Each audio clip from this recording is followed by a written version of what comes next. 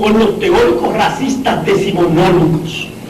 Pero Enrique Ureña, en su célebre opúsculo Patria de la Justicia y la Utopía de América, consideró que es la cultura hispánica el hecho fundamental que une e impulsa la nueva cultura de los pueblos hispanoamericanos.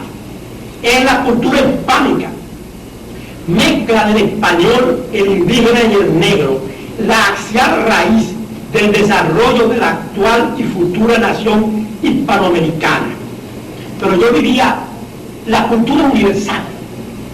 Como decía el español que hizo la exposición magistral antes de nosotros comenzar esta mesa redonda, es la cultura universal que se está creando primordialmente en Hispanoamérica, pero que es universal y que tiene como eje fundamental a la Europa unida, que va a ser el valladar de la hegemonía anglosajona americana, que desde la guerra preventiva quiere someter el mundo a la hegemonía de el angloamericanismo como imperio mundial.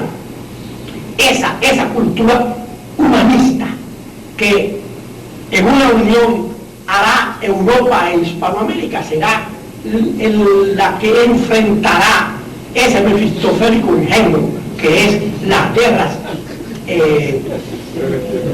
preventivas de los angloamericanos vueltos locos con la hegemonía mundial, porque no se le puede clasificar de otra manera.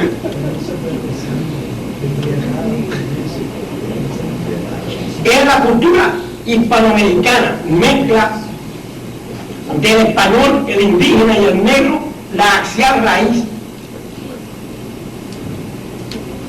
del desarrollo de la actual y futura nación hispanoamericana. La transculturación, pensamos nosotros, imbrincada en la mezcla etnorracial, es lo realmente importante. Esto es importante. En la mezcla, lo importante no es el traspaso étnico. Cuando se mezclan dos razas, son dos personas que hacen el acto sexual, que es el deporte más bello y agradable que ha inventado la naturaleza. Pero hay que decir te amo en español o en bantú.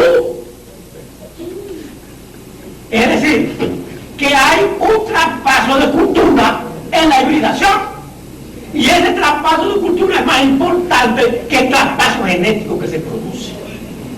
Y eso fue lo que señaló brillantemente Pedro Enrique Ureña al hablar del carácter positivo de la cultura hispánica en esa nueva raza cósmica que su compañero de viaje Vasconcelos estaba diciendo en conferencias que editaban al mismo tiempo en la Argentina, allá por los años 1925.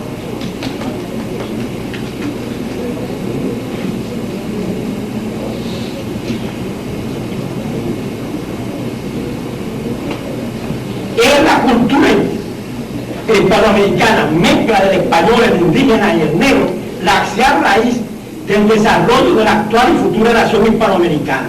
La transculturación, pensamos nosotros, imbrincada en la mezcla no racial, es lo realmente importante, mucho más que la hibridación biológica del cruzamiento genético. Lo medular y lo fecundo del proceso del mestizaje universal en la América hispánica es la transculturación forjadora de una nueva y superior realidad nacional y cultural. El conferencista que nos precedió hablaba de la convivencia cultural, que significaba la nueva concepción jurídico-política de la Europa unida, que da albergue no a unas culturas especiales y parciales, sino a la cultura humana, toda integral, holística, como diría un sociólogo alemán. Es decir, el hombre es un todo, y somos grandes porque tenemos la facultad de, a través del proceso de enseñanza-aprendizaje, transmitir la cultura de todas las generaciones generaciones pasadas de todos los pueblos. Y por eso es que cada generación supera a la otra y progresa la ciencia, y progresa la convivencia humana. Cuando podamos crear una cultura humana que respete al otro y que no trate de someter y explotar al otro, daremos el paso que nos convertirá en verdaderos hombres y nos sacará de las cavernas, de esas cavernas que ya Marx llamaba la prehistoria, que él quería crear con esa sociedad sin clases que iba a ser la verdadera historia. Bueno, eso.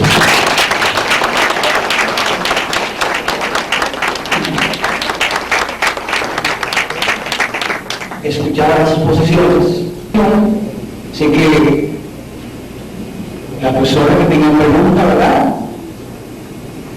Una pregunta de intervención. Quiero destacar la felicidad que tenemos gente del interior, que podemos concluir este diálogo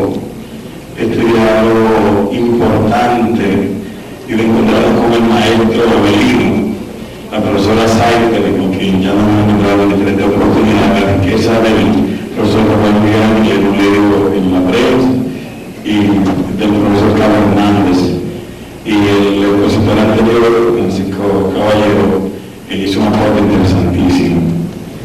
A propósito de todos estos importantes datos, uno se pregunta ahora en las pequeñas historias, en los diálogos interculturales, de las pequeñas realidades de la provincia. Yo que soy provinciano, que de madrugada de provincia, una vez también se pregunta qué diálogos se están produciendo en la realidad cultural del sur, la realidad cultural del Cibao, la realidad de los pequeños pueblos que constantemente ignorados por los grandes medios de comunicación situados aquí en Santo Domingo y una que otra vez en Santiago. Muchas gracias. Porque eso va a quedar en la memoria. Profesor. Sí, me parece muy importante la posición de la persona que acaba de hablar ahora, porque yo quiero hablar algo que está muy ligado a lo que él dijo. A menudo yo me sorprendo cuando yo veo que hablan de cultura dominicana. O sea, eso me choca y me inquieta que hablen de cultura dominicana, porque yo me pregunto, ¿hasta qué punto existe una cultura dominicana? Una cultura dominicana. ¿Se puede hablar de una cultura dominicana? Hay una distinguida pensadora, escritora francesa, que ha dedicado una gran parte de su vida al estudio de la cultura. Se llama Martine Aubry. Ella plantea, por ejemplo, que en Francia no se puede hablar de cultura francesa, sino de culturas francesas, porque no es lo mismo, por ejemplo, un habitante de París que un habitante de otra región, digamos que de Vichy, por ejemplo.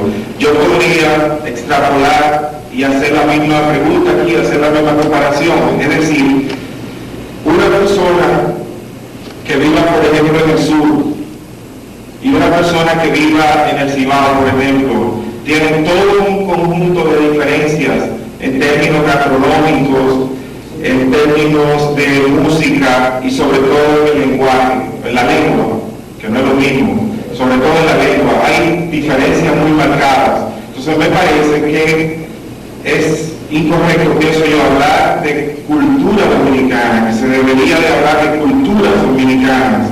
Eso no se trata simplemente de un juego de palabras, se trata de algo muy importante, porque enmarcar toda si se habla de cultura dominicana solamente, eso enmarca toda la riqueza de las culturas dominicanas. Y por último, un pequeño comentario sobre la presentación del profesor Carlos Hernández, que cuando habló de una parte de su trabajo quiso presentar que en el Caribe hay una homogeneidad lingüística en comparación con otros lugares donde se habla, por ejemplo, inglés, pero no se entiende, qué sé yo, hay diferentes idiomas.